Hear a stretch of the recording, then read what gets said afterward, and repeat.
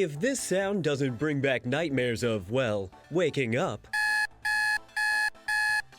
you might be one of the few. But even though most of us probably use an alarm on our phones to get us out of bed in the morning, the sudden sound of any alarm is not the best way to start your day. Enter Sensorwake, which has just launched its crowdfunding campaign on Kickstarter. The alarm clock eases you awake by tickling a trio of senses. The device starts its 3-minute waking routine by first releasing a scent, chosen from a selection of 9 different fragrances from cappuccino to cookies. The second minute of the alarm activates a light, and if that's not enough to make you rise and shine, a more traditional alarm in the form of a tune will begin to play to make sure you're not late for your yoga class or whatever. The Sensorwake was even chosen as one of Google's top 15 inventions that could change the world. But there's still a snooze button. You know, for those of us who aren't ready to entirely throw out our old wake-up routine just yet.